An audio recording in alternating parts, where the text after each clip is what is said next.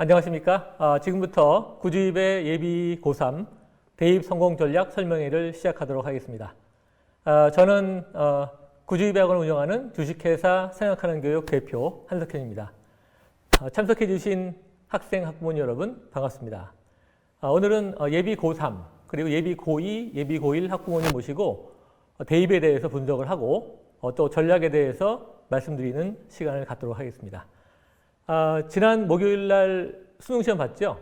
예, 학생들이 수능시험 보느라고 참 고생 많이 했습니다. 그렇죠? 수능 문제하고도 싸우고 또 코로나랑 싸우고 이중고로 고생했는데 무사히 잘 끝나서 정말 다행입니다. 아마 지금쯤 고3들은 아마 논술 면접 보고 준비하고 있을 겁니다. 아마 그렇죠? 어제는 제가 방에서 일하고 있는데 어떤 선생님이 들어오셨어요. 고3 선생님인데 들어오셔가지고 굉장히 그 상기된 표정을 막 들어오셔서 왜 그럴까 했더니 그 선생님이 가리키는 학생 누구누구 뭐 서울대 가고 연대 가고 고대 가고 또 수능 잘 보고 막 그랬다고 너무 좋아서 막 주체할 수 없는 즐거움 기쁨 때문에 막 들어와서 얘기하시는 거예요. 저도 굉장히 기뻤습니다. 저희들의 보람이죠. 일반적으로 재수학원 같은 경우는 1년 동안 같이 하잖아요. 근데 저희 같은 경우는 거의 몇 년을 같이 내신이고 수능 다 준비시킨 학생들이기 때문에 합격하면 굉장히 기쁩니다. 예, 더구나 중학생부터 막 왔던 친구들은요, 원하는 데 합격할 때 그 이상 기쁠 수가 없습니다. 자, 이제는 여러분 차례죠. 2022학년도 드디어 이제 시작이 됐습니다. 그런데 2022학년도 대입이 아주 많이 바뀌었습니다. 근데 이 코로나 사태 그 이슈 때문에 그런지 관심이 좀 적어요. 그러다 보니까 이 변화에 대해서 잘 모르시는 분들이 꽤 많습니다. 그래서 변화를 정확히 모르면 전략이 잘못될 수가 있죠. 그래서 오늘은 그거에 대해서 설명드리는 그런 시간을 갖도록 하겠습니다. 오늘 진행할 내용은요. 제가 1부하고 2부로 진행하는데요. 1부는 주제가 변화, 뭐가 바뀌었냐 이거고요. 2부는 전략, 어떤 전략을 가면 되느냐 해서 1부와 2부로 진행하겠습니다. 전체 예상하는 시간은 약 80분 정도 됩니다. 긴 시간이지만 도움이 될 거라고 믿고요. 또 이제 저희 구주입의 그 경험들, 또 그리고 제가 그냥 컨설팅만 하는 사람이 아니고 현장에서 직접 학생들 지도하면서 대학까지 보내본 경험이 있기 때문에 제가 개인적으로는 대입 경험이 한 30년 넘습니다. 그 경험을 토대로 해서 실질적으로 도움될 수 있는 그런 내용들이 될 거라고 믿습니다. 자, 그럼 지금부터 준비한 내용을 시작해 보도록 하겠습니다.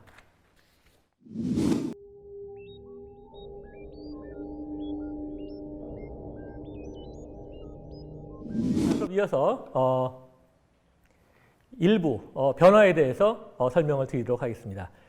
이 변화는 2022학년도에 변화한 게 여러 가지가 있어요. 그래서 그 내용이 어떤 것이 있느냐, 그거에 대해서 먼저 드리는 일부 내용이 되는데 일부가 굉장히 중요합니다. 잘 들어주십시오. 이 변화는 크게 5가지로 제가 설명을 정리를 했거든요. 첫 번째는 이 정시 역전의 시작. 그다음에 두 번째는 수능 절대의 시작.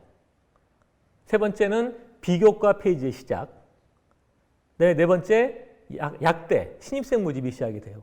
그 다음에 5번째로는 선택형 수능의 시작. 무려 5가지인데요. 이 5가지가 하나하나가 정말로 빅 이슈예요. 근데 5가지가 다 한꺼번에 일어나는 것이 2022학년도 대입입니다. 역대급이죠. 그죠? 근데 실제로 이제 그런 변화에 대해서 크게 이렇게 느낌은 별로 없는 것 같아요. 근데 제가 여기서 제가 시작이란 말 썼죠. 그 시작이란 말 쓴 이유는 뭐냐면요. 이 변화가 시작된 게 이제 내년부터 시작되는 겁니다. 그 얘기는 뭐냐면 앞으로 계속해서 이런 변화는 더 강화되는 쪽으로 간다. 그러니까 물결이 일단 넘어갔다는 얘기예요. 그래서 앞으로 이런 제가 말씀드리는 그 내용은 지금 현재 고1, 예비 고1들은 더 강화된 쪽으로 갈 거다. 이런 의미에서 시작이라는 표현을 썼습니다. 자, 그럼 이제 하나씩 보면서 과연 어떤 변화가 있었는지 설명을 드리도록 하겠습니다. 첫 번째는요, 정시 역전의 시작입니다. 이 정시 역전의 시작이라는 건 결국 이제 모집 인원의 변화를 얘기하는데, 물론 정시에 대해서 늘어났다 이런 얘기 많이 들으셨을 거예요. 그렇죠? 근데 과연 얼마큼 늘어났느냐? 그 데이터를 보면서 제가 하나씩 설명을 드리도록 하겠습니다. 자, 이걸 보면 이제 요거는 이제 이 모집 인원의 변화, 어떻게 변했냐? 그 얘기인데요. 한번 보시면 2021학년도, 여기 이제 올해죠. 그리고 요것이 내년입니다. 보시면 먼저 학생부 교과는 조금 늘었죠. 그리고 학생부 종합은 약간 줄었어요. 그렇죠? 약 2.1% 정도 줄었나요? 예, 줄었습니다. 그 다음에 논술은 좀 그대로고요. 수능은 1.5% 늘었네요. 그렇죠? 자, 이것이 이제 내년의 변화인데요. 근데 이 내용 보시니까 어떻습니까? 뭔가 좀 이상하죠? 일단 이상한 거. 왜 학생부 교과가 40%나 되냐? 그죠? 뭐 교과가 40%야? 그리고 정시 1.5%밖에 안 늘었어. 근데 무슨 정시가 늘었다는 얘기야? 뭐 이렇게 생각할 수가 있죠. 그렇죠? 왜 그렇게 했습니까? 예, 제가 댓글 보고 있거든요. 답변해 주셔도 좋습니다. 왜 이런 변화가, 이건 뭐냐 도대체? 예, 이거는 바로 전국 대학을 대상으로 하는 데이터거든요. 그러니까 전국 대학을 대상으로 하면 이렇게 됩니다. 그래서 이 데이터를 보고서 별로 숱이 안 줄었는데요. 이런 분들이 계세요. 근데 아니에요. 상위권 대학을 대상으로 하잖아요. 그러면 사정이 확 달라집니다. 어떻게 달라졌는지 한번 보실까요? 자, 이것이 이제 주요 7개 대학, 그러니까 스카이, 서성한, 이까지 7개 대학의 변화인데 한번 보시면 볼까요? 먼저 학생부 교과. 제가 지금 교과, 종합, 논술, 수능 이거는 아실 것 같아서 설명을 자세히 안 드려도 되겠죠. 학생부 교과는 늘었어요. 4%가. 근데 4% 늘었지만 15%죠. 아까 전국 대학은 40%인데 15% 정도입니다. 그리고 학생부 종합은 한 6% 줄었나요? 그래서 36.2%가 되고요. 근데 논술도 약간 좀 줄었죠. 그리고 정시는 많이 늘었어요. 그렇죠? 한 7.5% 늘었나요? 늘었습니다. 이렇게 해서 그 앞의 내용과 많이 차이가 나죠. 그렇죠? 일단 어떤 차이가 나냐면 일단 기본적으로는 일단은 교과는 적다는 거. 그리고 학생부 종합이 많이 줄고 정시가 많이 늘어난 거죠. 그러니까 이번에 정시가 늘었다 이 얘기는 전국 대학에 대한 얘기가 아니에요. 그거는 상위권 대학에 대한 얘기거든요. 근데 요거는 이제 상위 7개 대학이죠. 근데 요 상위 7개 대학을 포함해서 상위 20개 대학을 한번 볼까요? 제가 한번 정리해 봤습니다. 상위 20개 대학도 비슷합니다. 학생부 교과는 늘었습니다. 종합은 많이 줄었죠. 그리고 논술은 거의 많이 줄었다고 볼 수는 없고요. 그다음에 수능은 많이 늘었어요. 그렇죠? 그러니까 결국은 상위 7개 대학과 20개 대학은 거의 비슷한 경향이 있는 거죠. 그렇죠? 그래서 결국 어떤 경향이 있냐면 학생부 교과는 늘었습니다. 그리고 학생부 종합이 대폭 줄면서 그 대폭 줄어든 것이 정시로 가는 이런 상태가 되면서 결국 첫 번째 역전 현상이 나타났어요. 그 역전 현상이 뭐냐면 학생부 종합보다 정시가 많아지는 두 개가 역전되는 첫 해가 되는 거죠. 그만큼 정시가 많이 늘었다는 얘기가 됩니다. 그렇죠? 네, 근데 이걸 보고도 이제 그런 생각하실 수가 있을 거예요. 뭐냐면 그래도 학생부 종합이 30% 정도 되니까 좀 되네. 그죠? 그런 생각을 하실 수가 있는데, 근데 여기서 이제 생각할 게 있어요. 뭐냐면 이 학생부 종합에는요, 학생부 종합 안에는 사회 배려자 전형 또는 외국 고등학교 출신들 위한 전형 또는 국제고, 영재고, 과고 이 특별한 고등학교를 대상으로 한 전형이 다 포함되어 있어요. 거기 포함되어 있어요. 근데 실제로 이제 우리 지금 여기 설명회 듣고 있는 친구들은 그쪽이 아니죠. 미국 살다 온 거 아니죠. 예. 그렇다면 우리가 지원할 수 있는 지원할 수 있는 그 전형들의 인원은 달라집니다. 즉 학생부 종합에서 그 인원을 빼봐야지만 정확하게 실질적인 인원이 나오지 않겠습니까? 그렇죠? 그래서 제가 그 실질적 인원에 대해서 어디도 데이터가 없어서 제가 다 조사를 해봤어요. 그래서 상위 18개 대학을 대상으로 해서 그 실질적인 인원들, 즉 우리가 지원하지 않는 전형들을 뺀 실질적인 비율을 한번 제가 조사를 해봤거든요. 한번 보시겠습니까? 자, 이 내용인데요. 한번 보시면 일단 여기선 저걸 보시죠. 정시 쪽을 한번 보세요. 정시가 서울대는 30%, 연대는 얼마죠? 48%. 그 다음에 고려대학교는 45.3%, 서강대 40%, 성대 44.5%, 한양대 44.9%. 꽤 높죠. 다 40% 중반대예요. 이대는 29.6%인데 이대가 29.6%로 작은 이유는 여긴 모든 전형이 다 수능 최저가 있기 때문에 작아요. 얘들은요. 얘들이라고 해서 그런가요? 이대. 그 다음에 이제 중앙대는 45%, 경희대 44.5%, 한국외대 49.5%, 시립대는 52.6%, 건국대는 46.4%. 어떻습니까? 50%대도 있죠. 그다음에 동국대 47%쭉 어떻습니까? 조금씩은 약간 내려가죠. 그죠? 하지만 전체로 40%대고 참고로 알아두실 것은 대학의 수준이 내려갈수록 정시 비율은 줄게 돼 있거든요. 그러니까 상위권 대학들은 거의 실제로 정시의 비율이 거의 45%대 그 정도 수준을 하고 있다는 것이 실질적인 비율. 그렇죠? 그럼 이렇게 되면 어떻게 되는 거냐? 이렇게 되면 정시의 비중이 상당히 큰 거고 우리는 이런 비율로 가야 되는 거죠. 그래서 이걸 제가 한번 전체적으로 정리해 보니까 이렇더라고요. 자, 보실까요? 실질, 수시 정시 실질 비율을 이렇게 봐야 된다. 뭐냐면 학생부 교과가 16.2%, 종합은 29.5%, 논술이 11.3%, 정시가 42.4%. 그러니까 정시가 42.8% 정도 된다고 봐야 되고 여기서 이제 학생부 종합은 30% 정도 된다고 봐야 되겠죠. 그렇죠? 그래서 정시가 학생부 종합에 비해 훨씬 많은 거고 또 논술 비중도 적지 않다는 거예요. 11.3%니까. 그렇죠? 그래서 이런 비율로 생각하면서 대입을 준비해야 된다는 거죠. 그렇죠? 그러니까 지금 이 데이터가 어떤 데이터냐에 따라서 달라지는 것이고 우리가 지금 제가 오늘 말씀드리고 싶은 거는 실질적으로 우리가 지원할 가능성이 있는 그런 전형을 중심으로 보자. 그럼 이거는 정시가 거의 절반을 차지하는 그런 상황이 된다. 그런 얘기죠. 이해가십니까? 근데 문제는 여기 또 문제가 또 있어요. 아시겠지만 수시 2월이라고 아시죠? 수시 2월. 근데 오늘 설명이요. 사실 예비고3 학부모님도 대상으로 하다 보니까 약간 자세한 설명을 다 할 수는 없을 것 같아서 예비 고1들 학부모님들이 좀 어려울 수도 있을 것 같긴 한데 제가 뭐 무시하는 뜻이 아니라 그죠? 경험 많으신 분들이 저 이해할 테니까 그래서 약간 어려울 수 있지만 잘 들으시면 제가 최대한 이해할 수 있게 설명드리겠습니다. 어쨌든 수시 2월이 뭡니까? 이거죠. 수시에서 미등록된 학생들을 그 인원을 정시로 넘겨요. 아마 아실 거예요. 수시 2월. 근데 넘기는 인원수가 어느 정도냐면 대학마다 좀 다르지만 제가 평균 내보니까 한 6% 안팎이에요. 그러니까 수시에서 인원의 6%가 저를 넘어갑니다. 그죠? 그럼 아까 정시가 42.8%, 43% 정도 됐는데 거기다가 6% 정도 더하면 결국은 정시는 얼마다? 50%로 가야 된다. 그죠? 그러니까 결국은 이렇게 봐야 되는 거죠. 수시 2월까지 포함하면 실질 비율은 정시가 50%고 학생부 교과가 1.5, 종합이 2.5, 논술 1. 이 정도 비율로 봐야 된다. 물론 상위권 20개 대학이 기준이지만 20개 대학은 이렇게 보고 우리가 준비를 해야 된다는 거죠.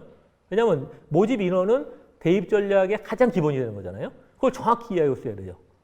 근데 아까 제일 처음에 전국대학 대상으로 했을 때 수시가 70%네 이렇게 생각하고 준비하면 나중에 문제가 되죠. 그래서 지금 이렇게 해서 이것이 실질 비율이라는 거. 네, 그리고 여기서 좀 더 제가 좀 오버를 하면은 그렇죠. 지금 댓글에 나오는데 수시 2월 되면 45에서 50까지 나온다. 맞습니다. 예. 그러니까 뭐냐면 약간 더 오버하면 사실은 논술 지원한 애들은요. 정시 준비한 애들이에요. 그럼 정시 준비하면서 논술이 들어가요. 이따 설명드리겠지만. 그럼 결국은 정시 준비를 한다. 그에 해당하는 게 논술 10%까지 포함하면 60%예요. 그죠? 이건 약간 제가 오버했다고 말씀드렸지만 그만큼 정시가 인원이 많이 늘은 상태다라는 거죠. 예. 그래서 가장 중요한 첫 번째, 수시 대세 그런 말은 이제 없습니다.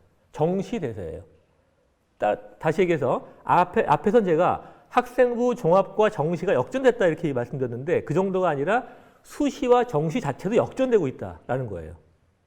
예, 그래서 정시가 대세다라는 의미고 두 번째로는 학종 시대는 끝났죠. 학종 시대, 그 학종 예, 이렇게 막 떠들던 시대는 이미 끝났습니다. 학종은 이미 끝난 거고요. 그리고 이제 또 한 가지 상위권 대학에서는 논술 준다 이거는요 중하위권 대학 문제 얘기예요. 상위권 대학은 유지되고 있어요. 10%가 굉장히 큰 인원이죠. 논술도 유지된다는 거 생각하면서 전략을 짜야 되겠다 그런 얘기죠. 그래서 첫 번째 변화 뭐죠? 정시 대세, 정시 역전의 시작이다. 시작이란 말은 내년엔 더 그런 경향으로 갈 거다. 그런 말씀을 드린 겁니다. 자, 그래서 첫 번째 가장 중요한 그런 내용이었습니다. 설명자 이해가시나요? 예, 이렇게 댓글 올려주시면 제가 보고 이렇게 필요한 거 있으면 또 설명을 드리겠습니다. 논술 폐지 걱정했는데 다행이네요. 예, 논술 폐지는요 한다고는 하지만 잘 폐지를 안 해요. 대학에서 유지합니다. 일정하게. 왜냐하면 논술을 왜 유지하냐? 이건 지금 준비된 내용은 아닌데 논술을 잘하는 애 있거든요. 수학, 과학만 잘하는 애들이 있어요. 또 인문계에서는 또 사회 쪽으로 인문사회 쪽으로 잘하는 친구도 있어요. 그런 친구를 뽑고 싶은 거거든요. 그러니까 유지가 되고 있습니다. 자, 두 번째, 정시 절대 시작이다. 예. 물론 정시가 늘었으니까 수능 절대 시작입니다. 정시가 늘었으니까 수능이 중요해지는 건 맞아요. 그렇죠? 근데 그것까지는 맞는데 거기다가 더 뭐가 문제되느냐? 수능 최저가 확대가 됐어요. 내년부터. 수능 최저 아시죠? 수시에서 합격을 해도 수능이 이 정도 이상 안 되면 불합격인 거야. 그 수능 최저 확대됐는데 얼마큼 확대됐느냐? 제가 설명 한번 보여드리겠습니다. 자, 이것이 이제 학교별로 제가 정리했는데 이 빨간색 글씨가 수능 최저가 있는 그런 전형입니다. 그래서 학생부 교과 종합 논술 정시가 되어 있는데 정시가 당연히 수능이니까 나머지 세 개는 빨간색 글씨가 있는 건 이제 수능 최저인데 있는 그런 전형인데 네? 학생부 교과들이 쭉 있죠. 그리고 화살표가 없는 게 있어요. 화살표가 없는 것들은 뭐냐? 이번에 신설된, 이번에 다시 부활한 수능 최저 부활한 겁니다. 그러니까 수능 최저를 부활시키고 있는 거예요. 학생부 교과가 많죠. 그리고 종합은 2개, 논술은 2개인데요. 내려가면 사정이 더 달라집니다.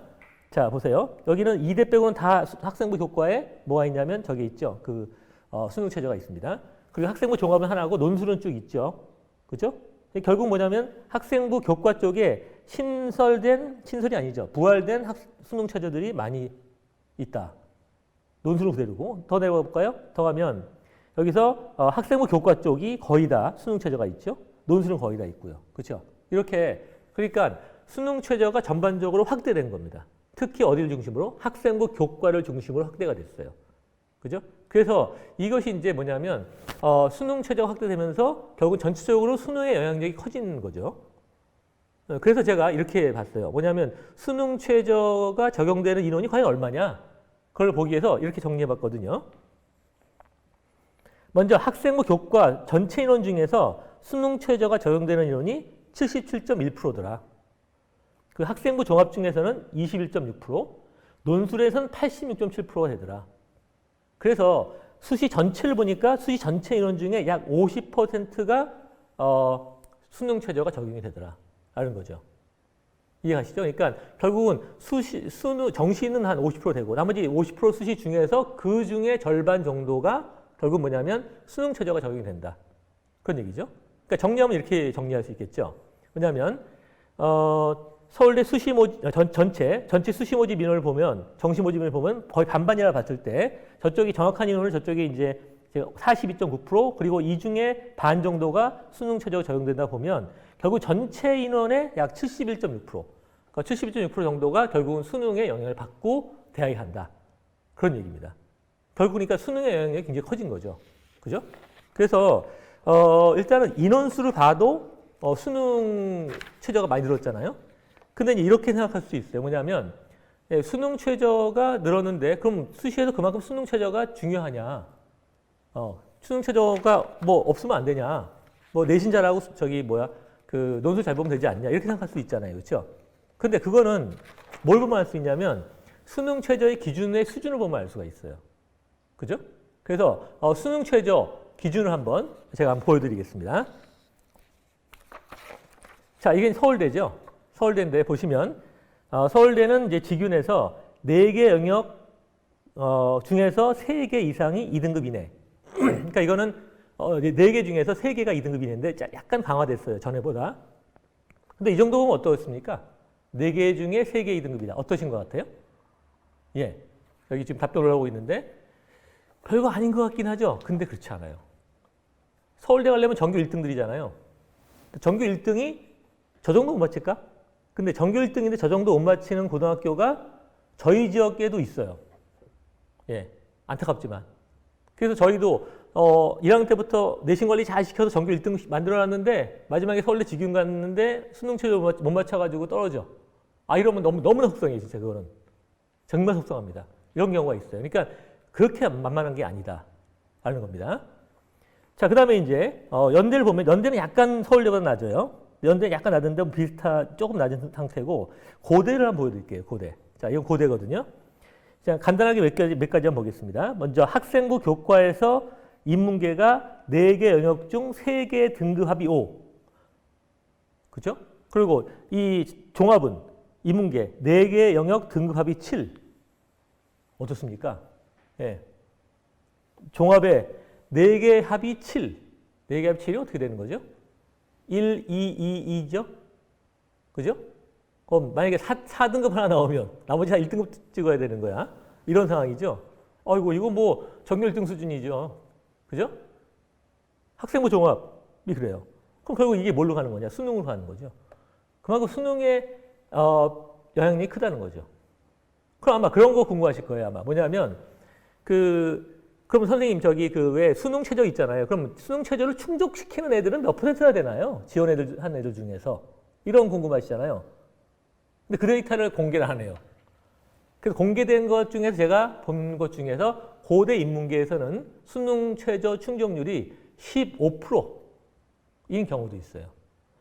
결국 뭐냐면 수능 최저 맞추기가 만만치 않다는 그런 얘기죠. 그죠? 그래서 중하위권 대학 같은 경우는 수능 최저 있는 중하위권 대학 있죠. 그런 데는 사실은 수능 최저만 맞추면 거의 합격되는 그런 상황까지 있다. 그래서 결국은 수능 최저가 있다는 얘기는 수능 최저로 너 요거 정도는 지켜야 돼 이게 아니에요. 수능으로 뽑겠다는 얘기다. 이렇게 보시면 되거든요. 그만큼 수능 영향력이 크다. 그죠? 그래서 정시도 확대됐고 수능 최저도 확대됐어요. 그렇죠? 그렇기 때문에 결국은 정시 전체 인원의 정시가 전체 인원의 50%죠. 그리고 수시 인원 중에 50%가 또 수능 최저가 적용이 되니까 아까 말씀드렸듯이 결국은 수능의 영향력이 들어가 있는 데가 75%다. 그죠? 그러니까 수능이 절대적이다. 그죠? 그러니까 뭐랄까요? 수능이 절대반지라고 할까요? 네, 절대반지 아시죠? 그죠? 그렇게 얘기할 수가 있는. 그래서 뭐 달리 이야기하면 혹시 그 수포대포라고 아세요? 수포대포. 아십니까? 뭘까요? 예, 떠올려 보세요. 예, 수포대포. 이 수포대포는 수학 포기는 대학 포기다 이런 얘기였어요, 원래. 예, 근데 제가 이제 좀 바꿔서 수포대포입니다. 왜? 수능 포기는 대학 포기입니다. 예, 그렇게 생각하시면 됩니다. 수능 포기는 대학 포기다. 예, 수포대포. 예, 이것이 두 번째 변화죠. 변하고 있죠, 모든 게. 두 번째 변화입니다. 맞습니다. 원래는 수학 포기는 대학 포기다 그런 뜻이었는데 예, 제가 이제 바꿨습니다. 수능 포기는 대학 포기다. 물론 수학 포기도 대학 포기라고 할 수도 있을 것 같긴 해요. 예, 근데 하지만 이제 수능 포기 대학 포기로 하겠습니다. 자, 이어서 세 번째 변화를 설명드리겠습니다. 세 번째, 비교과 폐지의 시작이다. 자, 이거는 이제 작년 11월 달에요. 대학의 그 교육부에서는 대입제도 공정성 강화 방안이란 거를 발표했습니다. 제가 이 내용에 대해서는 지난번 예비고일 설명회 때 자세히 설명을 드렸는데 일단 오늘은 핵심적인 거 말씀드리면 대입제도 공정하게 하자 이런 걸 발표한 거예요. 방안을 교육부에서. 근데 자세히 보면 결국 뭐냐면 비교과 폐지 방안이에요. 그 내용을 보시면 이렇습니다. 이거 뭐냐면요. 학생부의 반영 방법인데 한번 보실까요? 자, 자율 활동은 뭐 그대로 있어요. 그렇죠? 예, 그 다음에 두 번째는 동아리 활동. 예, 여기를 한번 보여주세요. 동아리 활동은 보시면 여기서 이 중간에가 지금 현재 고1, 고2에 해당하는 것이고요. 저 끝에는 중3에 해당하는 거예요. 결국 중3에서 가서 모든 게 완성이 되지만 그 중간 단계로 현재 고1, 고2가 해당되는 건데 자율 동아리는 연간 1개만 쓸 수 있어요.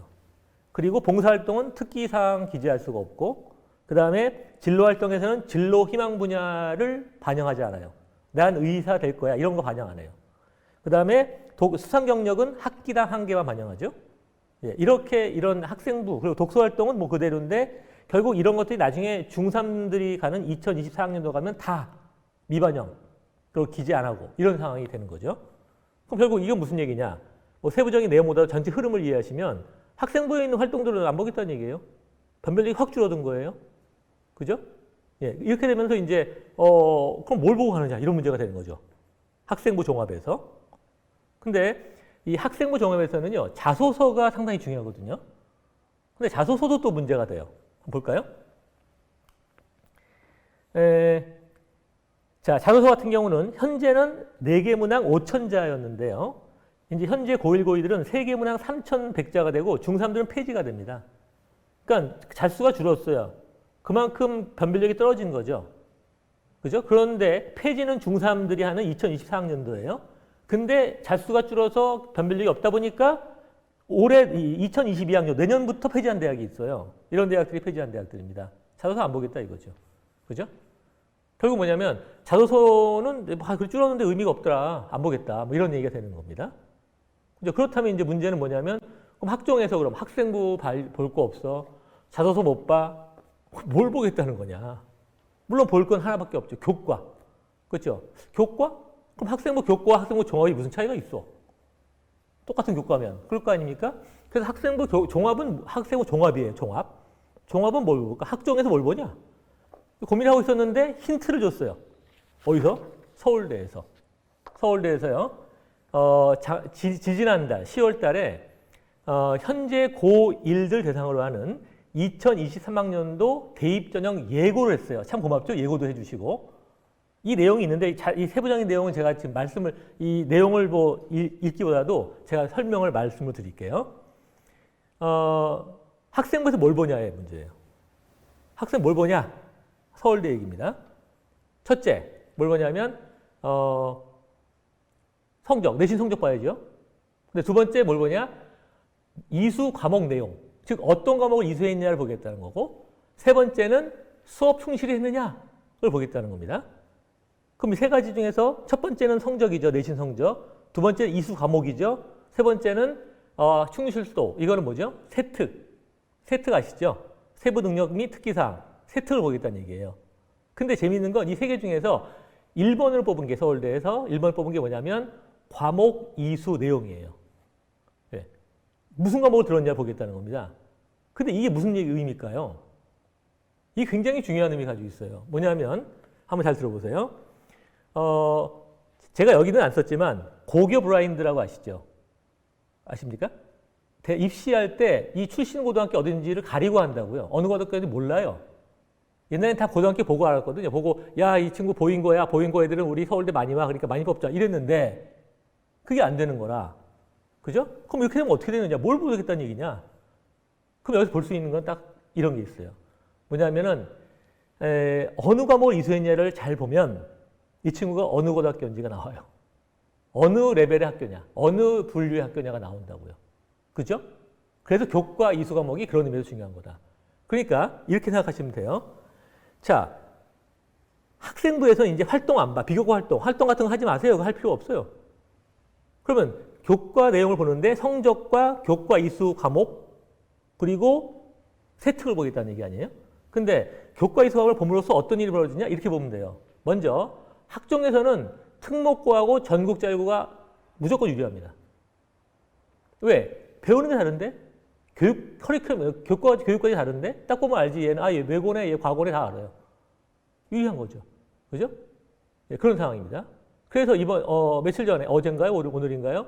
서울대 1차 합격자 나왔잖아요. 거기서도 역시 외고 특목고 학생들이 상위권 다 차지해 있어요. 블라인드 했지만. 네, 그런 거거든요. 그죠? 그럼 큰일 났네. 학종에서 오니까 일단 불리하죠. 지역자 사고, 일반고, 우리 애들이 불리해. 우리 애들이라 표현할게요. 여기 다 지역자 사고, 일반고일 것 같아서 불리한 거예요. 그리고 또 하나는 그렇다고 학종이 특목고 애들하고 전국자 사고 애들만 뽑는 건 아니잖아요.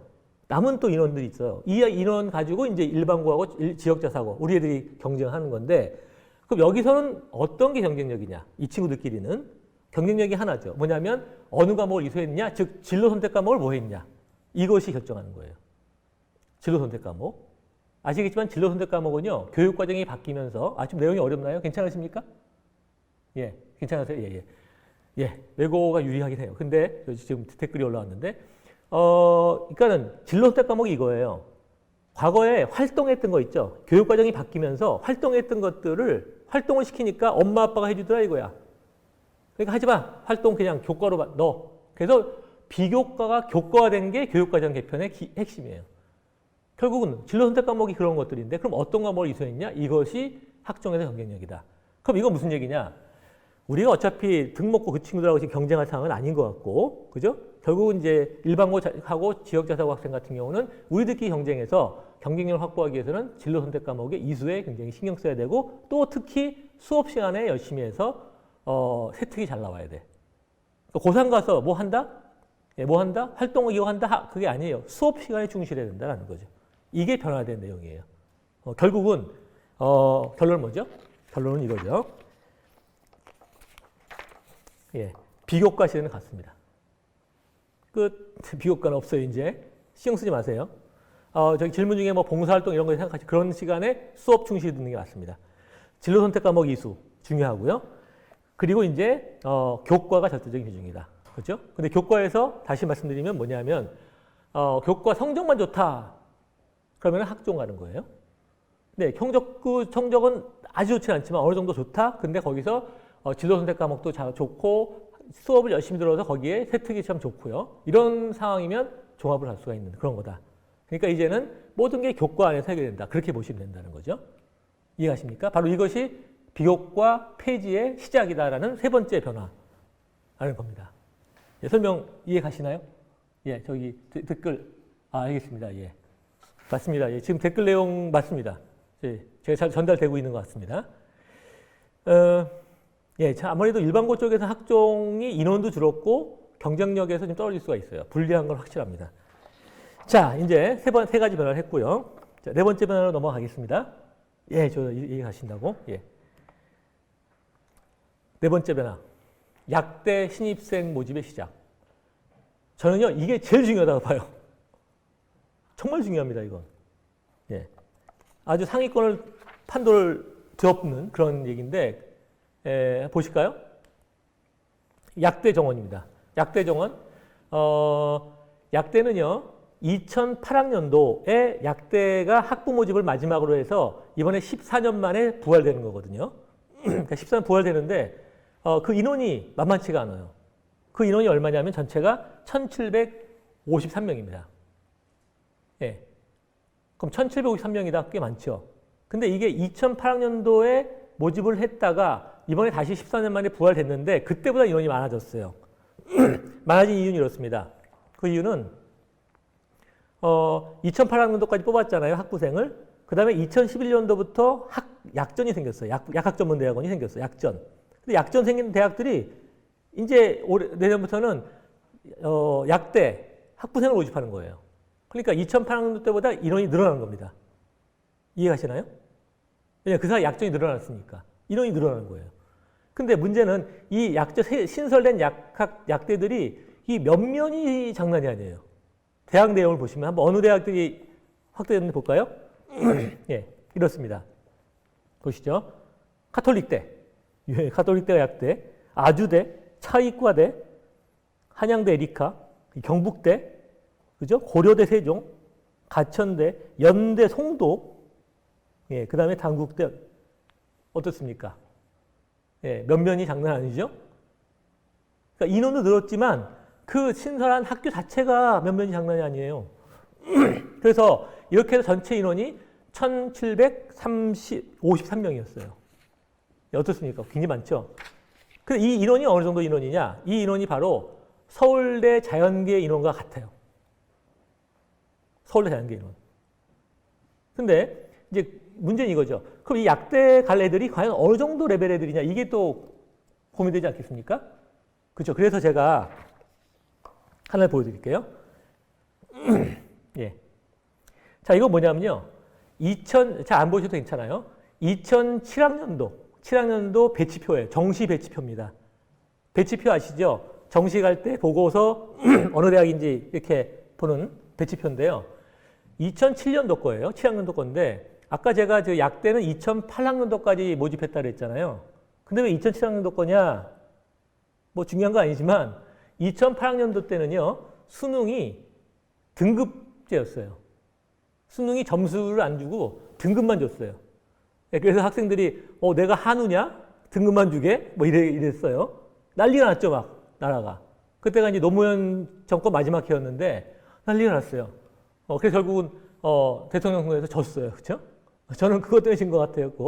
근데 어쨌든 그렇게 그 당시 등급제였기 때문에 2008학년도 의미가 없어요. 그래서 제가 2007학년도 그 배치표를 보여드리는 겁니다. 자, 그럼 어떤 거 보시냐면, 자, 보세요. 이제 여기를 보면서 제가 설명드릴게요. 위에가 상위권이죠? 그렇죠? 자, 제가 하나 보여드립니다. 자, 보세요. 뭐가 나왔죠? 선이 나왔죠, 지금? 이 선이 뭐냐? 의예과 합격선이에요. 그냥 일단 자세한 거 보지 말고 흐름만 보세요. 두 번째 빨간색 이게 뭐죠? 약대 합격선이에요. 약대 합격선. 그 다음이 수의과대 합격선입니다. 어때요?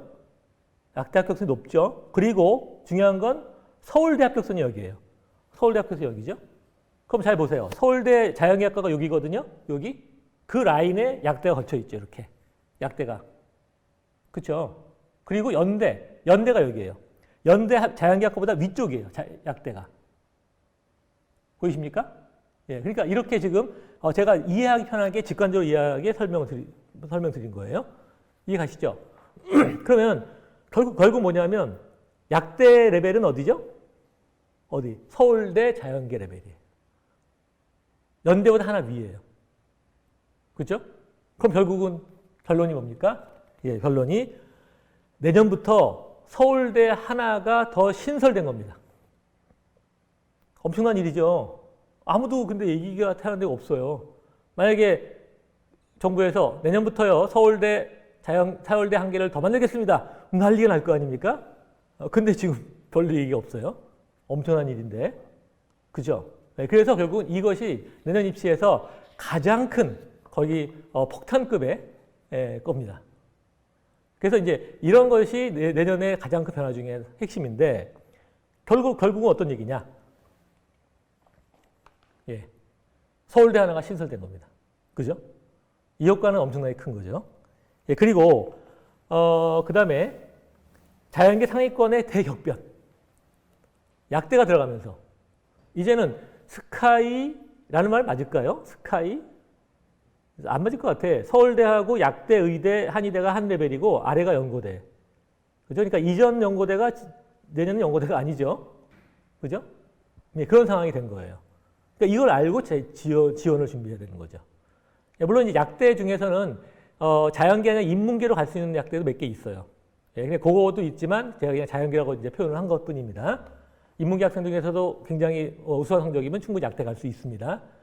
자, 그래서 결국 뭐냐면 합격선에 큰 변화가 올 거다. 이거는 너무나 불 보듯이 뻔한 거예요. 아, 서울대 하나 더 생기는데. 그렇죠? 그럼 자연계 학생들은 상위권 갈 수 있는 폭이 늘어나는 겁니다. 물론 약대 인문계 일부 갈 수 있지만 자연계가 더 많으니까 갈 수 있는 거예요. 그렇다면 어떻게 해야 될까요? 지금까지 가지고 있던 목표 대학 올리세요. 하나씩. 올리세요. 한양대 간다고요? 한양공대? 위로 올리세요. 하나. 자연계 학생은 상향 지원하세요. 예, 그럴 수 있는 기회입니다. 예, 그래서 이것이 굉장히 중요한 변화 중에서 가장 역대급 변화다. 그렇게 이해하시면 될 것 같습니다. 예, 그 댓글을 볼까요? 물리학과 가기 쉬워졌네요. 예, 윤혜찬님. 예, 이과 선호가 커지겠네요. 예, 그렇습니다. 커질 수밖에 없는 상황입니다. 예, 또 김향수님, 완전 대격변이네요. 예, 폭탄이에요, 폭탄. 다이너마이트, 폭 터집니다. 자, 그래서 이것이 네 번째 변화입니다. 이런 변화 하나만 있어도 큰데 이런 게 5가지가 있는 거예요. 다음은 마지막 5번째 변화인데 이런 변화들의 다가 이젠 수능까지 바뀝니다. 수능까지 선택형으로 바뀌어요. 예, 이것도 더 뭐 말이 정말 엄청난 변화죠. 자, 그럼 선택형 수능이 뭐냐? 지금 선택형 수능에 대해서 설명을 드리겠습니다. 문과인데 어떡하죠? 예, 문과는 그러니까는 좀 더 이제 이런 상황을 이렇게 생각하세요. 어제 문과잖아요. 그렇죠? 그러니까 망했다가 아니라 이런 상황을 알면서 더 긴장하고 더 집중을 해서 더 올려놔야 됩니다. 그러니까 기존처럼 이렇게 쉽게 생각할 수 있는 게 아니기 때문에 더 긴장하고 봐야 된다. 예, 이 문과 화이팅 하십시오. 자, 선택형 수능 볼까요? 선택형 수능은요. 내용부터 설명을 드릴게요. 내용은 이렇습니다. 선택형 수능. 먼저 국어는 일단 독서문학이 공통이고 화법과 작문, 화작이라고 하죠. 언어와 매체, 언매 둘 중에 하나 체크하는 거고요. 수학은 공통이 수원, 수투고요. 선택이 확률과 통계, 미적분, 기하 중에 하나. 다 아실 거라 봅니다. 그다음에 영어는 절대평가, 한국사도 절대평가.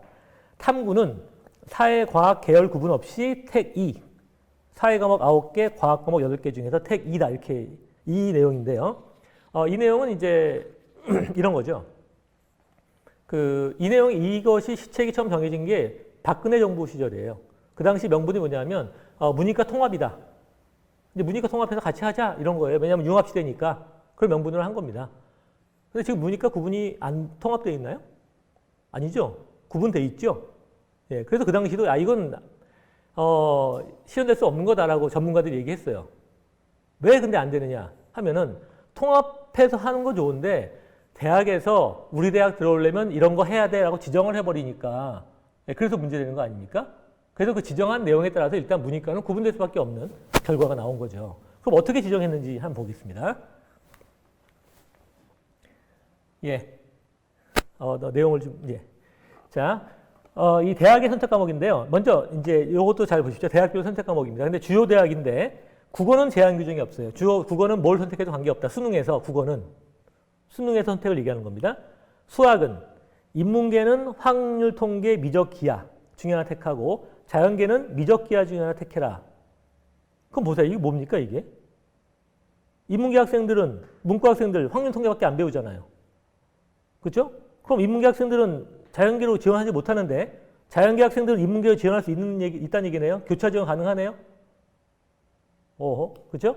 탐구는 인문계는 사탐과 탐 중 아무거나 두 개 해도 좋다. 근데 자연계는 과탐 꼭 두 개 해야 된다.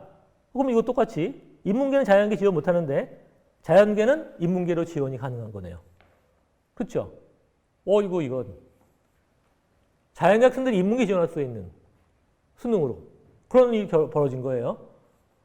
이게 좀 약간 심각한 거예요, 사실은. 그래서 처음에 이 문이과 통합을 시책 나왔을 때 전문가들이 그랬다고요. 이거는 문이과 통합이 아니고 문과에 이과하다 이렇게 얘기했어요. 그렇게 됐잖아요, 그렇죠?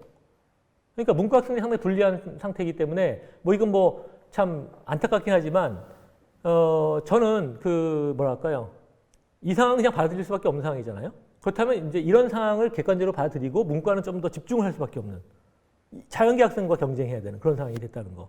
그래서 그런 점에서 선택형 수능의 첫 번째는 바로 문이과 문제가 있어요. 교차 지원 문제가 일단 첫 번째가 있고요.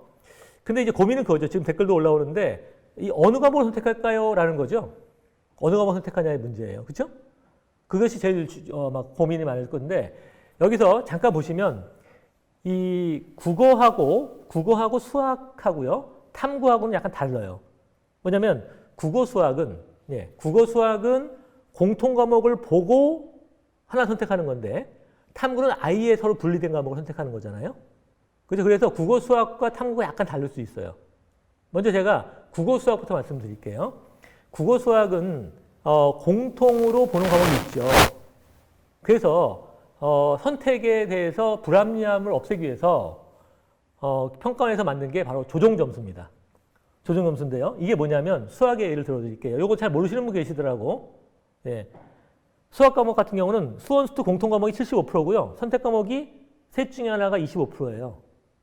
근데 선택 과목 점수는 조정을 해서 합산을 해요. 자, 이게 무슨 얘기냐? 자, 이제 설명을 드릴게요. 좀 지금부터 어렵습니다. 좀 약간 집중해 주셔야 되는데 선택 과목이 유불리라는 게 어떤 뜻입니까? 이런 거죠. 내가 이거 선택했는데 말이야. 잘하는 애들이 우수한 애들이 몰렸어. 망했어. 또 이거 선택했는데 못하는 애들이 왔어. 좋아. 이런 거 아닙니까? 그죠? 선택 과목에 따라서 이제 잘하는 학생, 못하는 학생이 이렇게 또 나눠질 때 그때 그 점수를 똑같이 볼 거냐의 문제가 유불리 문제예요. 그렇죠? 그런데 그거에 대해서 평가원에서 해결책을 만든 게 조정점수입니다. 이게 뭐냐면요. 자, 제가 지금 댓글도 보면서 지금 하고 있습니다. 자, 이 공식입니다. 이거 잠깐만 보여주시겠어요? 봐도 모르시겠지만 복잡하다는 것만 느끼고 그냥 갑시다. 복잡하죠? 됐습니다. 복잡하죠? 이 계산이 이게 평가원에 나온 계산 공식인데 뭐냐면 이렇게 이해하시면 됩니다. 그러니까 수학 같은 경우는 이제 수원, 수투를 공통으로 보잖아요. 그죠? 미적분 선택한 애들도 수원, 수투 보고 기하 선택한 애들도 수원, 수투 보잖아요. 그죠? 그러면 미적분 선택한 애들의 수원, 수투 공통 점수의 평균이 60점이야. 기하를 선택한 애들의 수원, 수투 공통 과목의 평균이 50점이야. 그럼 어느 집단이 우수해요? 미적분 선택한 집단이 우수하죠. 그렇죠? 그럼 어떻게 하느냐 하면은 점수 조정할 때 미적분 본 애들은 60점을 기준으로 조정하고요. 기하 선택한 애들은 50점을 기준으로 조정을 해줘요. 그러니까 그 선택 과목에 우수한 애들이 있냐 아니냐까지도 반영을 시켜서 점수를 조정하는 거예요. 이해가나요? 너무 어렵나요? 이해가십니까? 그럼 결국 무슨 얘기냐? 우수한 애들이 몰리고 안 몰리고까지 다 반영해서 조정한 점수라는 겁니다. 그러니까 우수한 애들이 몰릴까 안 몰릴까 가지고 신경 쓸 필요가 전혀 없는 거야. 점수 계산상은 똑같아요. 심지어는 미적분 애들이 굉장히 우수한 애들 몰렸다? 그럼 오히려 득이야. 걔들 덕분에 난 같이 따라 올라가는 거야. 이해가시죠? 그러니까 결국은 선택 과목에 대한 유불리는 없다. 국어고 수학이고. 뭘로? 계산상은, 점수 계산상에서는 없다. 신경 쓰지 마라. 그러면 그거 이외에 다른 거 다른 문제가 있겠죠? 선택할 때 고민해야 될 게 다른 게 있을 거야, 아마. 다른 거 한번 볼게요. 어디, 댓글 좀 봅시다. 예. 예. 그쵸? 자, 그러면 수학 선택 과목을 어떻게 할 거냐의 문제잖아요. 그럼 첫 번째 학습량의 차이가 있어요. 미적분이 많아요. 기하가 적어요. 맞습니다. 미적분 많은 거 맞아요. 근데 문제는 1학기 내신이요. 1학기 내신이 미적분이 들어가요. 그리고 미적분은 등급이고 기하는 성취도야. 그러니까 만약에 미적분 안 한다? 내신 포기하겠다. 그런 얘기죠. 그죠? 그리고 또 논술에 미적분 들어가요. 미적분 안 하겠다? 논술 안 하겠다. 그런 얘기죠.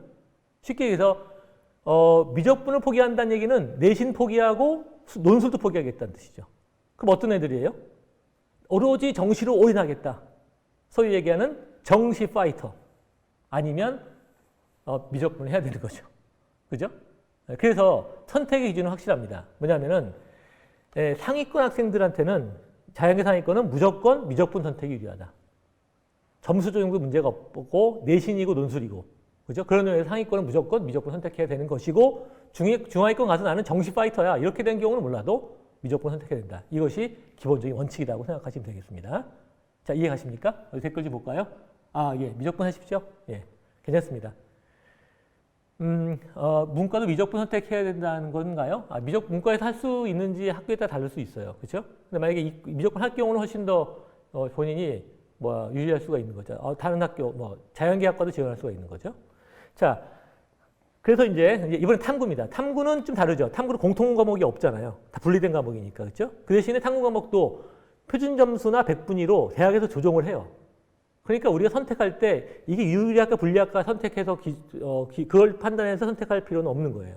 그러니까 탐구 과목, 과탐, 사탐도 결국은 자기가 제일 자신 있는 과목을 택하는 게 가장 선택의 첫 번째 기준이다. 그렇게 생각하시면 되겠습니다. 자, 그래서 선택 과목에 대해서는 이제 수학 그리고 탐구에 대해서 말씀드렸고, 국어 같은 경우도 이제 국어도 비슷한데 국어는 또 이제 두 과목이 난이도 차이가 있잖아요. 그래서 난이도에서 지금 설명을 드릴게요. 그러니까 선택형 수능의 문제가 세 가지예요. 문제가 아니라 이제 선택형 수능 되면서 나타날 수 있는 현상이 세 가지인데 첫째가 문과 불리하다.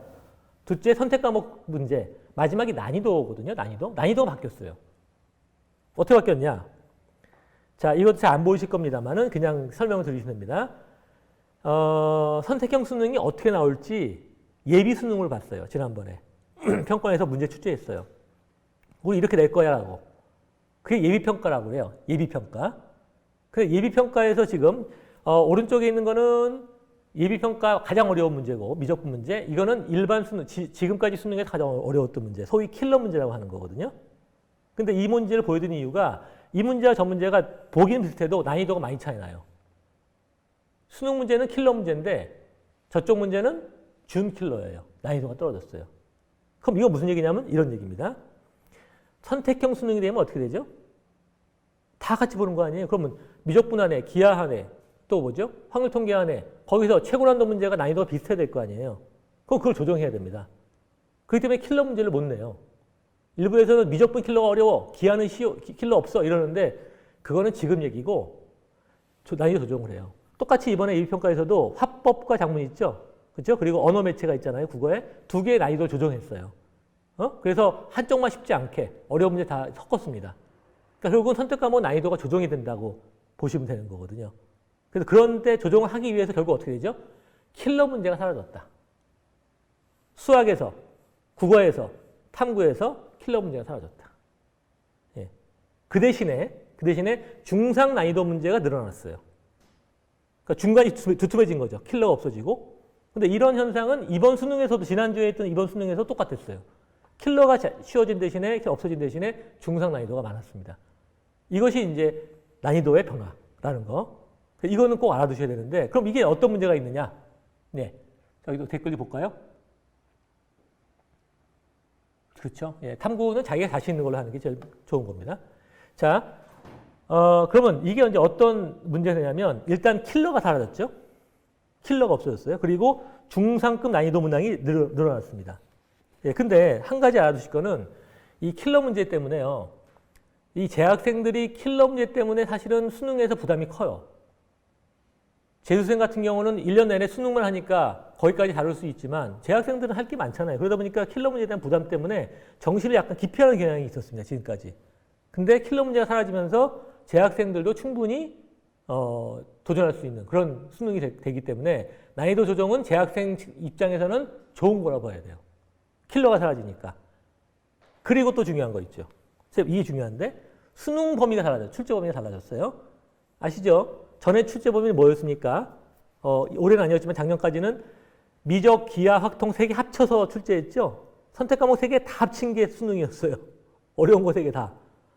근데 내년부터는 어떻게 돼요? 수원, 수투 공통에 선택 과목 3개 중에 하나만 하면 되잖아요. 그러니까 학습 부담이 축 준 거야. 더구나 수원, 수투 고2 때 했잖아요. 이제 수능 준비만 하면 되는 거거든요. 그러니까 전반적으로 수능에 대한 학습 부담은 줄었다라는 거예요. 그렇죠? 많이 주는 겁니다. 그렇기 때문에 여기서 꼭 말씀드리고 싶은 건 선택형 수능에 대해서 말씀드리고 싶은 건 이거예요. 정시, 재학생들 있죠? 수능 부담 갖지 마세요.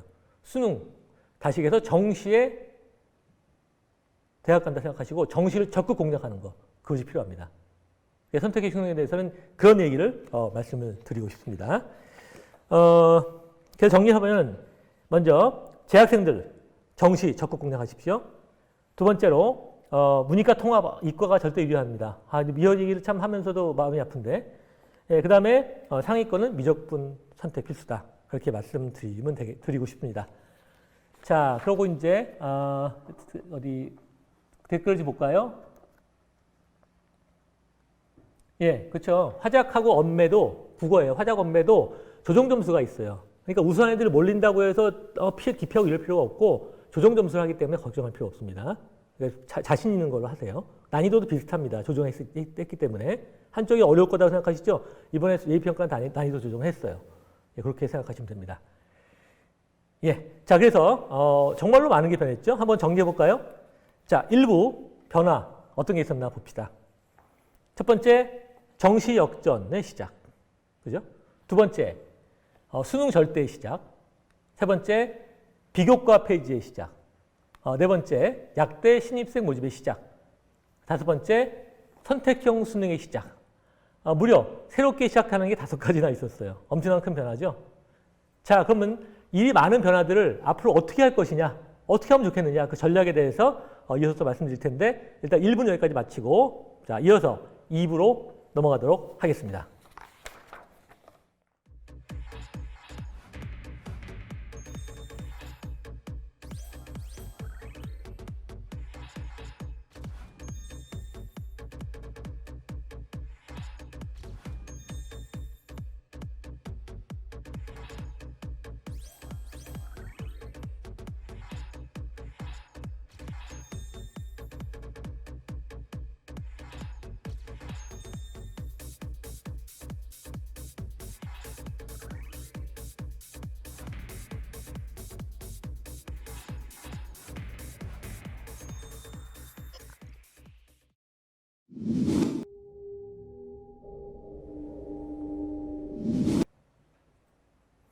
예, 2부 전략에 대해서 말씀을 드리겠습니다. 지금 현재 시각이 8시 54분 지나고 있습니다. 어떻게 괜찮으십니까? 잘 이해가십니까? 예, 부집에서는 계속 이런 그 설명을 많이 준비해서 학생들이 대입에 성공할 수 있도록 더 많은 걸 준비하도록 하겠습니다. 자, 일단 변화를 봤어요. 자, 이제 전략을 세워야 되겠죠. 어떤 전략이냐? 근데 이번에 이걸 정리하면서 사실은 그 학부모님들한테 설명회 준비하면서 어떤 것이 궁금하시냐라는 것들을 많이 이렇게 쭉 들었습니다. 그래서 그 질문하신 내용들을 최대한 반영을 해서 내용 구성을 했습니다. 예, 그래도 아마 부족하신 부분이 있으실 거예요. 그리고 그거 같은 경우는 저희가 또 개별적으로 또 상담 드리고 저희 대입 전문가들이 상담 드려서 부족한 부분들 설명드릴 테니까 그렇게 하시고요. 최대한 반영했다는 거. 그래서 그 질문 중에서 이제 가장 중요한 3가지를 제가 잡았습니다. 첫 번째는 수시 정시 어떻게 할 거냐? 두 번째는 수능 준비 어떻게 해야 되느냐? 세 번째는 고3 가서 어떤 일이 있느냐? 이 3가지를 주제를 가지고 제가 충분히 설명을 또 드리도록 하겠습니다. 자, 그럼 첫 번째 수시, 정시에 대한 얘기인데 가장 많았던 질문이 그거예요. 역시 중요한 거 아닙니까? 수시로 가야 돼? 정시로 어떻게 가야 됩니까? 사실 그래서 제가 이것 때문에 고민도 굉장히 많이 했어요. 이걸 어떻게 설명을 해드리는 게 좋은가? 그리고 이걸 그냥 일반적으로만 얘기해서 될까? 특히 현장 경험이 있는 저로서는 좀 구체적으로 정확하게 설명드리는 게 맞지 않겠나 해서 좀 더 제가 좀 일목요연하게 정확하게 설명을 드리려고 준비를 했습니다. 자, 그럼 이제 잘 들어보시고 굉장히 중요한 내용이 되겠죠. 결국 결론이라고 보시면 되겠습니다. 먼저 수시정시 지원의 결정 기준은 첫 번째가 수능 경쟁력이에요. 근데 수능 경쟁력이 뭐냐? 지금 현재 우리 학생들은 수능 경쟁력이 어떤지는 알 수가 없습니다. 어떤 분은 이제 고2 때 모의고사 보고 어디 갈 수 있냐를 생각하시는데 고1, 고2 때 보는 모의고사는 아무 의미가 없어요. 그건 신경 쓰지 마세요. 그거 가지고 어디 갈지 알 수 없습니다. 우리 애가 수능 경쟁력이 있냐 없냐를 판단할 수 있는 데는 언제냐? 내년 고3, 6월 달에 모의고사, 즉 재수생들하고 같이 보는 모의고사를 봐야지 알 수가 있는 거예요. 그렇기 때문에 그거는 아직 알 수가 없습니다. 그렇다면 이제 알 수 있는 건 딱 하나밖에 없죠. 내신 평균 등급. 고2 때까지 내신, 그죠? 내신이 어떻게 되느냐? 이거 가지고 이제 판단할 수밖에 없는 상황이죠. 그죠? 그래서 이 내신 평균 등급이 가장 질문이 많았어요. 이 정도인데 어떻게 하죠? 우리 애가 3점대인데 어떻게 하죠? 2점대인데 어떻게 하죠? 이런 얘기들 많이 해주셔서 그거에 대해서 제가 고민을 많이 하면서 그동안의 경험을 살려서 한번 정리해 봤습니다. 그 전에 먼저 우리 내신 등급, 즉 지원 가능한 등급이 어느 정도냐 한 데이터를 내가 간략하게 보여드릴 텐데 참고로 이 데이터는요. 실제 합격생의 최상과 최하의 평균을 낸 거예요. 근데 합격생 전체가 아니고요. 샘플 학생들 중에서 평균만 낸 거기 때문에 그냥 참고로 봐주시고 큰 흐름만 이해해 주시기 바랍니다. 자, 보시면 전형별 지원 가능 내신 평균 등급인데 학생부 교과입니다. 교과인데 인문계, 연세대, 한양대 다 1점대 초반이죠. 홍대도 2점대 초반이고요. 그죠? 네, 저 자연계는 역시 1점대 초반. 이거 교과입니다. 교과. 그리고 2점대 초반까지. 즉 다시 얘기해서 학생부 교과는 상위권 20개 대학은 1점대 초반에서 2점대 초반까지 형성돼 있어요. 자, 그다음에 학생부 종합입니다. 이건 학생부 종합은 인문계가 1점대 중반에서 2점대 중반까지, 그리고 자연계도 비슷하죠. 그죠? 그렇게 구성이 돼 있죠. 물론 학교마다 차이가 있고 과마다 차이가 있고 문과니까 차이가 분명히 있습니다만은. 자, 근데 제가 이걸 보여드린 거는 근데 이거 가지고 우리 망했네 이런 생각하지 마십시오. 앞으로 여러 가지 변화 가능성이 있으니까. 자, 이 표는 자세한 데이터는 우리 가지고 있습니다만은 그냥 전체 흐름을 보여드리려고 보여드린 거고, 이렇게 생각하시면 돼요. 먼저 학생부 교과는 어떻게 될까요? 지금 인원이 늘었잖아요. 그죠? 그리고 수능 최저까지 확대됐어요. 그러면 약간 합격성이 내려가지 않겠냐? 약간 내려가겠죠. 하지만 큰 차이가 없을 거라고 봐요, 저는. 학생부 종합은 인원이 줄었어요. 그리고 또 비교과가 적어지면서 교과 중심으로 가니까 아무래도 합격성이 약간 올라갈 수는 있을 것 같아요. 하지만 역시 큰 차이는 없다고 봅니다. 네, 그랬을 때 지금 학생부로 갈 수 있냐 없냐의 기준은, 제가 감히 말씀드리면 기준은 2점대 중반이라고 봐요. 이 말씀을 드릴까 말까를 제가 한 달을 고민했습니다. 왜냐하면 이 굉장히 잘못 들으면 이건 희망적일 수도 있고 또는 절망적일 수도 있기 때문에, 하지만 제가 그렇게 말씀 안 드리면 누구든 안 할 것 같아가지고, 그래서 그 2점대 중반 정도가 기준이다라고 저는 생각을 해요. 그래서 2점대 중반인데 이거는 특목고나 전국자사고가 아니고 저희 지역 학생들, 일반고와 지역자사고 학생들을 기준으로 했을 때 얘기하는 겁니다. 그렇게 이해하시면 됩니다. 그래서 제가 그룹별로 전략을 정리해봤습니다. 첫 번째, 1점대에서 2점대 중반, 다시 얘기해서 내신 상위권 학생들이죠. 이 학생들은 일단 학생부 교과 종합으로 가야 됩니다. 학생부 교과 종합이 굉장히 유리해요. 특히 학생부 교과는 경쟁률이 제일 떨어지는, 제일 낮은 그런 전형이에요. 그러니까 학생부 교과를 무조건 목표를 세워서 일관되게 나가야 돼요. 그게 이 점수대 학생들이 훨씬 더 정시보다 유리합니다. 그리고 그럼 결국 뭘 해야 되느냐? 내신 관리가 문제죠. 3학년 1학기 내신이 문제예요. 3학년 1학기 내신은 이 학생 같은 경우는 수능이고 아니고 관계없이 전 과목 다 관리를 하셔야 돼. 그리고 진로 선택 과목까지도 관리해야 돼. 세특 관리해야 돼. 이게 핵심이에요. 이걸로 자기 경쟁력을 높여줘야 됩니다. 예. 그 대신 주의할 게 하나 있어요. 수능 최저가 있기 때문에 정시를 기본으로 깔고 가야 돼요. 다시 얘기해서 정시 준비 안 하고 나 내신만 할 거야. 그럴 이유가 없는 거죠. 정시를 기본으로 하면서 거기서 더 플러스 알파로 전 과목 내신 관리를 들어가야지. 내신 관리 한다고 해서 수능을 내팽개친다? 그러면 수능 최저에도 걸릴 수 있어요. 그러니까 결국 2점대 중반까지 학생들 이런 거다. 네. 지금 관심이 많게 막 올라오는데 물론 개인별로 또 제가 따로 상담 드릴 수는 있지만 큰 흐름만 말씀드리는 겁니다. 자, 그 다음에 3점대 이하. 3점대 이하인데 글쎄요. 정말로 저 고민 많이 했습니다. 이거 이렇게 얘기해야 되나 안 해야 되나.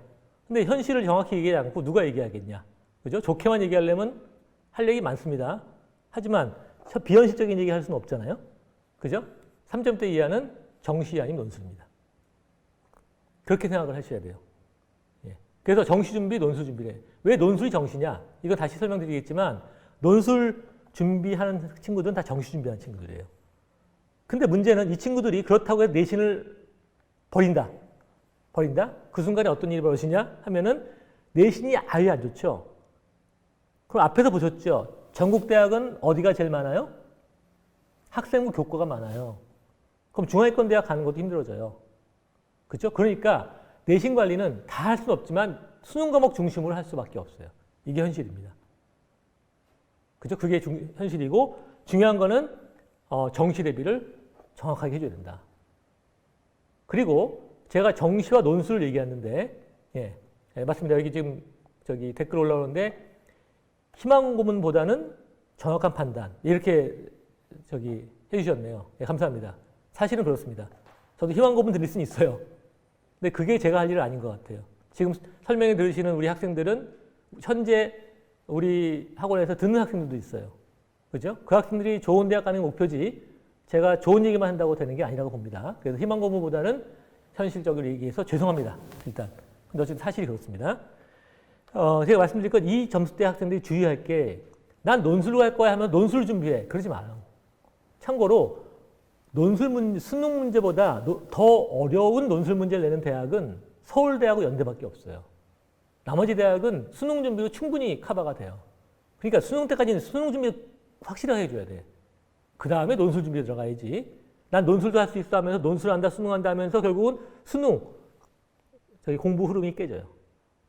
왜냐면 그러고 싶거든요. 그렇죠? 논술만 하면 한 과목만 하면 되니까 수학만 하면 되고 그죠? 하나만 하면 되니까 막 그렇게는 하면 안 된다. 정시가 기본이다라는 거예요. 그걸 꼭 생각하셔야 됩니다. 자, 근데 여기서 이제 애매한 지금 논술 언제 시작하느냐? 약간 다를 수는 있지만 저는 개인적으로 수능 끝나고 해야 된다고 봅니다. 수능 끝나고 하십시오. 그럼 여기서 빠지는 애가 있죠. 2점대 중반하고 3점대 이하면 중간에 뭐가 빠졌죠? 2점대 후반 학생이 빠졌잖아요. 이 친구들이 제일 애매한 위치예요. 그럼 이 친구들은 어떡하냐? 포기하면 안 돼요. 예를 들어서 1학기 내신이 반영 비율이 40%입니다. 제가 이게 40%인데 정확히 40%라고 얘기할 수는 없어요. 근데 어쨌든 고3 1학기 비중이 크다 의미에서 하고 학교마다 대학마다 다르니까 요거 이제 참고하십시오. 어쨌든 3학년 1학기 때 분명히 변화 가능성이 있어요. 2점대 후반이면 그 위로 올라갈 수가 있어요. 제가 3점, 4점 됐는데 2점대 초반으로 올라갈 수 있다 이렇게 얘기하는 건 그것도 현실적이지 않죠.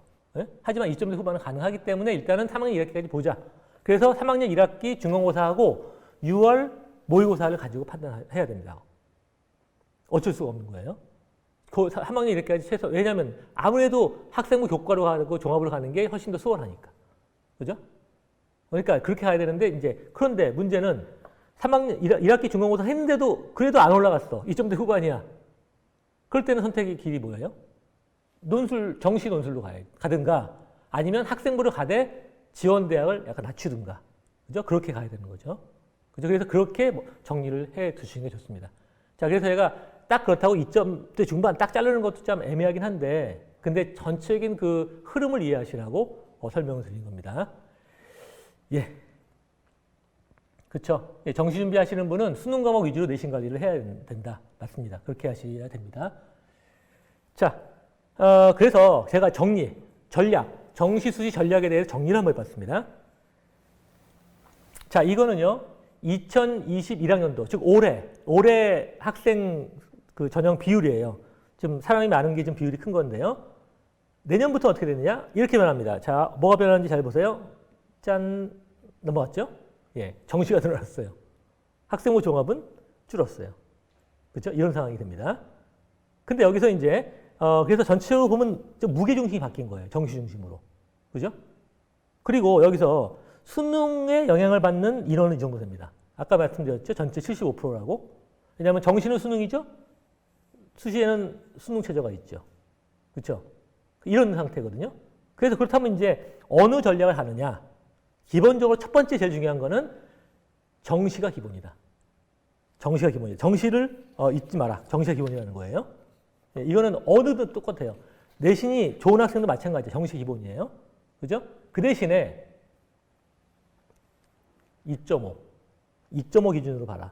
딱 2.5라고 해도 2.51, 2.49 이런 건 아니에요. 2.4 중반으로 가서 중반 안쪽에 들어간다면 학생부 쪽을 더 집중해라. 확률이 크니까. 아닐 경우는 정시 논술로 갈 수밖에 없다. 이런 겁니다. 그죠? 예, 제가 지금 계속 댓글을 보면서 가고 있습니다.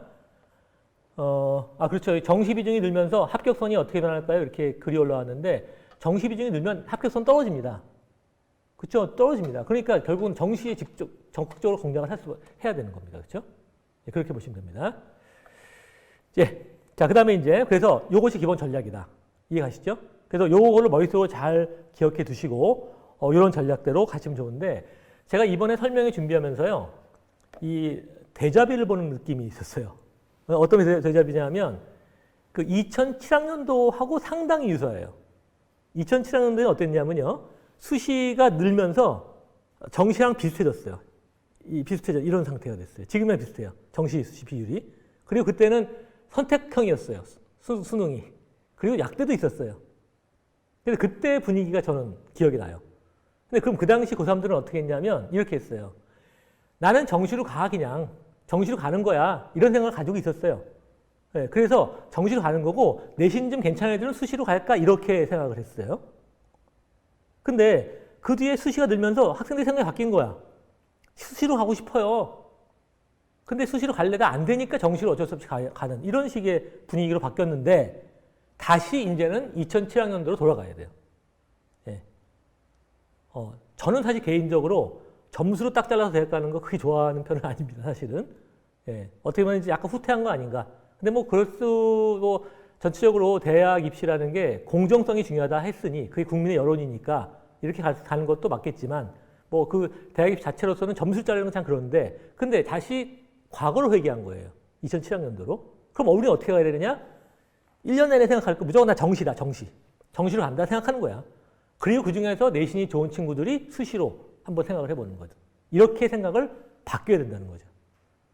이게 제가 오늘 드리고 싶은 가장 핵심적인 내용이에요. 이해가시죠? 생각을 바꾸셔야 됩니다. 예. 자, 제가 이제 댓글 보고 있는데 막 이게 개인적으로 상담드리고 싶은 글들이 많이 있습니다, 사실은. 예. 중요한 거니까 이제 저희 학부모님들 저희가 또 상담할 수 있도록 기회를 만들어 보겠습니다만은 어쨌든 기본적인 생각은 이런 생각 가지고 입시를 가야 된다. 꼭 기억하십시오. 제일 중요한 얘기입니다. 자, 첫 번째 정시 수시 전략에 대해서 말씀드렸습니다. 너무 제가 칼같이 잘라서 죄송합니다만은 저도 고민하다 보니까 이렇게 해야 되겠다는 생각이 들었습니다. 예. 자, 이어서 이제 그럼 수능 공부 어떻게 할 거냐? 자, 여기서부터 이제 간략하게 말씀드리겠습니다. 시간이 많이 지났네요. 9시 9분을 지나고 있습니다. 자, 이제 마무리해 나가면서 중요한 얘기 또 있습니다. 수능 공부 어떻게 할 거냐? 수능 공부에서 중요한 거는요. 하나가 강조하고 싶은 게 있어요. 뭐냐면 과목별 비중이 중요해요.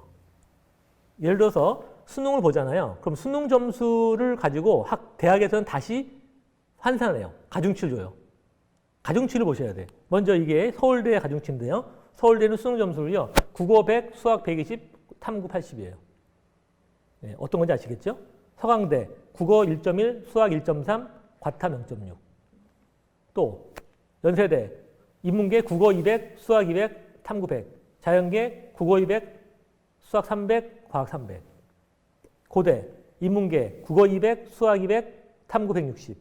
자연계, 국어 200, 수학 240, 과탐 200. 어떻습니까? 이것이 수능을 정시해서 대학에 반영하는 비율이에요. 예. 근데 이 비율이 굉장히 중요한 이유가 수능은 모든 과목을 잘한다 되는 게 아니라 주요 과목을 잘해야 됩니다. 자기가 뭘 잘하는 게 중요한 거 아니에요. 주요 과목을 잘하도록 해야 돼요. 그게 중요한 거예요. 더군다나 영어 절대평가죠. 절대평가 어떻게 계산하는지 아시죠? 한번 볼까요? 서울대학 영어 등급별로 0.5점씩 감점합니다. 예. 연대 비슷하고요. 고대 비슷하죠. 그죠?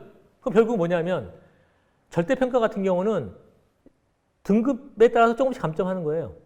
근데 그것이 한 등급 차이가 수학, 국어에서는 점수 차이가 굉장히 커요. 거기다 가중치까지 곱하기 때문에 비교가 안 되는 거거든요. 그러니까 내가 영어 잘한다? 그게 잘하는 거야. 수능에서는 별로 의미가 없어. 예. 수능에서는 중요한 건 중요 과목을 잘해야 돼. 그렇죠? 그러면 어떤 과목이냐?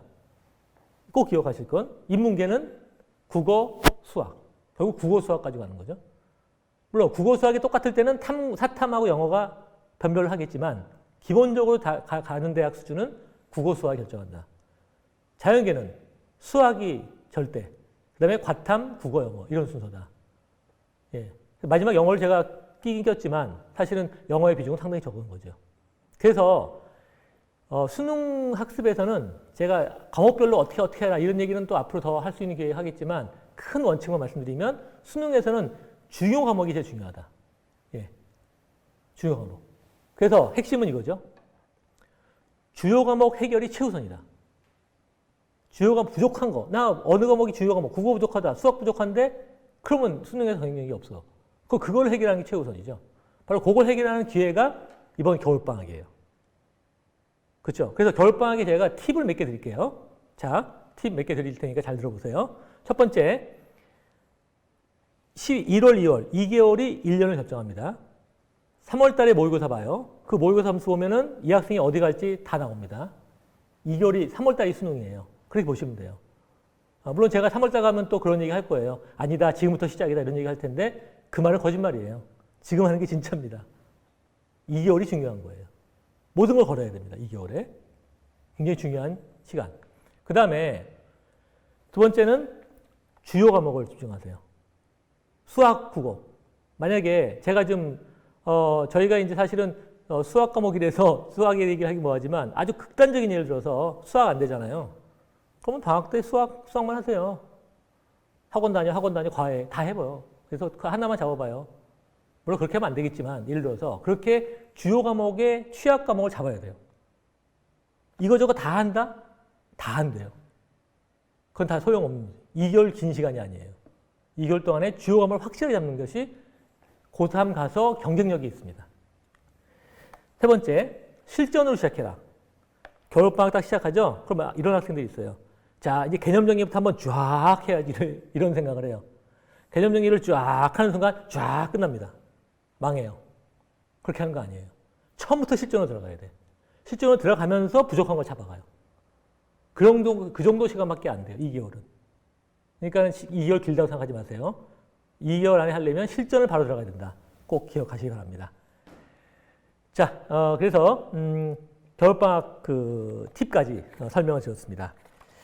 자, 그래서 수능에 대해서 말씀을 드렸는데, 자, 이제 마지막 내용이 되겠습니다. 예, 좀 많이 도움되시고 있나요? 예. 자, 마지막으로 그러면은 고3 연간 일정에 대해서 말씀드릴 텐데 앞에 나왔던 내용들을 제가 종합적으로 설명드리면서 과연 어떤 일이 고3 가면 있나 설명을 마지막으로 드리겠습니다.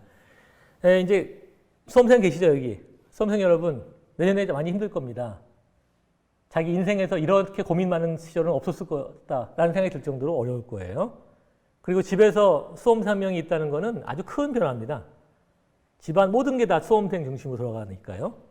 뭐 제가 농담 삼아서 얘기하듯이 그 마마 한 분과 머슴 몇 분이 있다 이렇게 생각하시면 돼요. 예. 수험생이 마마고 부모님하고 형제들은 이제 머슴입니다. 그래서 항상 그 마마님의 심기를 항상 잘 살피시고 말도 조심하시고 그래야 되겠죠. 어쨌든 내년에 이런저런 일들이 많이 있을 겁니다. 예. 과연 어떤 일들이 있을 수 있는지 제가 한번 쭉 정리를 해보겠습니다. 자, 먼저 3월에 서울시 교육청 모의고사 봅니다. 근데 3월 서울시 교육청 모의고사는 재학생만 보는 것이고 범위가 일부예요. 그렇기 때문에 이건 등급 자체는 의미가 없어요. 하지만 겨울방학의 학습 결과이기 때문에 굉장히 중요하고 이걸 보면은 어느 정도 대학을 갈 수 있는지가 나옵니다. 그러니까 3월 달이 수능이라고 생각하고 3월 모의고사 준비를 하셔야 됩니다. 그 다음에 4월 중간고사죠. 이때 중요한 거죠. 중간고사 어떻게 하라고요? 학생부 교과종합적으로 가겠다. 전과목 관리, 진로 선택까지. 그렇지 않다. 수능 과목 중심으로 해라. 수준별로 전략을 짜라. 그 다음에 6월 평가원 제일 중요한 행사입니다. 6월에 평가원 모의고사인데요. 이것이 결국은 대학을 결정해요. 6월 모의고사 성적이 나오죠. 그럼 그걸 보고서 얘는 어느 대학 갈 수 있는지가 나와요. 그럼 그걸 기준으로 해서 수시원서를 작성합니다. 그러니까 본인이 어느 대학 갈 수 있는지 결정하는 것은 6월 모의고사예요. 여기에 집중해야 되는데 특히 이 6월 모의고사는 재수생이 드디어 포함돼서 자기의 등급이 처음으로 나오는 거라고 생각하면 돼요. 그래서 굉장히 중요한. 6월 모의고사 끝나면 이제 생각이 많아집니다. 이거 어떡하지? 수시가 갈까? 정시가 갈까? 막 고민이 많아요. 하지만 기본이 뭐죠? 정시 잊지 마시고 수시는 아까 설명했듯이 선택 이렇게 생각하시면 되고 6월 평가 모의고사 중요합니다. 7월 기말고사죠. 기말고사 마지막 기말고사예요. 이거 가지고 이제 수시로 갈 수 있냐 없냐가 결정되는 그런 시험입니다. 자, 근데 이때 또 이제 어떤 유혹이 빠지냐면 논술해 이런 유혹이 빠져요. 그럼 논술 하더라고 또 왜냐하면 수시 내신도 안 될 것 같고 수능 좀 점수도 안 나온단 말이야. 논술 할까 이런 생각이 드는데 그 논술의 유혹에 빠지지 마세요. 기본은 뭐죠? 정시입니다. 정시. 물론 내신이 좋은 친구들은 집중해서 기말고사까지 해야 되겠고 논술의 유혹에 빠지지 말자. 네, 8월달에 드디어 수시 원서를 작성하고요. 그 다음에 학생부를 마감합니다. 예, 그래서 이때 가면 이제 결국은 수시 준비 끝난 거죠. 그죠? 근데 이때 또 뭐가 문제냐면 원서 쓴다고 또 공부 안 해. 예, 그리고 자소서 쓴다고 공부 안 하고 막 그래요. 이때 흐트러져요 또. 예, 수능에 집중해야 됩니다. 똑같아요. 정시에 집중하십시오. 그 다음에 9월 모의고사. 이 9월 모의고사 마지막 모의고사거든요. 이걸 보고서 이제 수시 원서를 접수합니다. 그래서 모의고사 잘 나왔으면 좀 높이고 안 나왔으면 내리는데 실제로 보면은 높이고 내리지 않고 그냥 그대로 지원하더라고요. 그래서 9월 초에 모의고사 그리고 수시 원서를 접수함으로써 이제 수시는 끝난 거죠. 네, 끝났고 이제는 정시에 올인해야 되는 그런 시기가 되는 겁니다. 자, 그리고 드디어 11월 달 수능입니다. 수능이고 수능이 끝났다고 끝난 게 아니죠. 끝나면 이제 뭐예요? 면접도 보고 논술도 봐야 되겠죠. 그런 준비해서 결국은 11월 말까지 계속 수시 논술과 면접을 보게 됩니다. 예, 그리고 마지막 12월 달 수능 점수 발표되고 예, 좀 얘기만 들어도 좀 떨리시죠? 예, 그 다음에 수시 합격자 발표가 되고 또 떨어지면 정시 지원하고 예, 정시 지원 후에는 합격을 기원하는 예, 그런 시간만 남아 있습니다. 자, 사실 고3 되면요 굉장히 많은 일들이 있어요. 고민들이 굉장히 많을 겁니다. 예, 근데 중요한 거는요 두 가지만 기억하세요. 하나는 뭐냐면 일관된 전략이 중요해요. 일관된 전략을 가진 학생이 성공 확률이 커져요. 왔다 갔다 한다? 이럴 때 실패가 더 커진다는 거. 일관된 전략을 가져라. 그리고 또 한 가지는 고민될 때는 전문가랑 상담을 하세요 꼭. 예, 수험생 여러분 내년에 고3 되면서 어떻게 될까 좀 두렵죠? 예, 걱정하지 마세요. 주변에 부모님도 계시고 저희 전문가들도 있어요. 그러니까 자꾸 하면 이미 과거에 선배들은 그런 고민을 했었거든요. 그래서 정답들이 있어요 다. 있으니까 자기만의 고민이라 생각하지 말고 자꾸 상담을 통해서 하십시오. 주변에 도와줄 사람 많이 있습니다. 알겠죠? 예. 여기 그 수험생들 보고 있을 텐데 내내 걱정하지 마십시오. 수험생들 화이팅. 예. 자, 그래서 고3 연간 일정까지 정리를 했습니다. 자, 긴 시간 말씀드렸는데 마음 많이 도움이 되셨나요? 예. 감사합니다. 많이 도움이 될 거라 믿고요. 앞으로 제가 준비한 내용 여기까지 끝났고요. 앞으로 제가 대입 성공을 위해서 구주입에도 최선을 다하겠습니다. 그래서 오늘 부족한 내용들이 있는 것들은 개인 상담을 통해서 어떻게 갈지 전략을 잘 짜시기 바라고 저희가 대학 합격까지 안내자로서 끝까지 최선을 다하도록 하겠습니다. 자, 그러면 구주입의 예비 고3 대입 성공 전략 설명회를 여기까지 마치도록 하겠습니다. 감사합니다.